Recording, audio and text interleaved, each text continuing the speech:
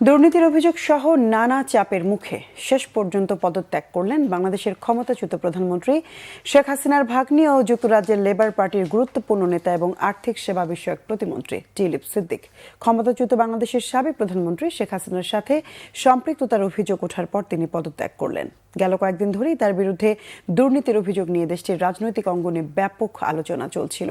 এই অভিযোগের পরিপ্রেক্ষিতে তার উপর থেকে দুর্নীতি বিরোধী দায়িত্ব সরিয়ে নেওয়ার দাবি জানায় যুক্তরাজ্যের দুর্নীতি বিরোধী সংস্থাগুলোর একটি জোট। তার বিরুদ্ধে এরই মধ্যে ব্রিটিশ সরকারের স্বাধীন নৈতিক উপদেষ্টা স্যার লাউরি ম্যাগনাস এ বিষয়ে তদন্ত শুরু করেন। টিউলিপ সিদ্দিকের বিরুদ্ধে অভিযোগ ছিল তিনি বাংলাদেশের ক্ষমতাচ্যুত প্রধানমন্ত্রী শেখ হাসিনার ভাগ্নি হওয়ার সুবাদে বাংলাদেশ এবং যুক্তরাজ্যে আর্থিক দুর্নীতির সুবিধাভোগী। অভিযোগ রয়েছে তিনি লন্ডনের কিংস ক্রস এলাকায় একটি বিলাসবহুল ফ্ল্যাট উপহার হিসেবে পেয়েছেন।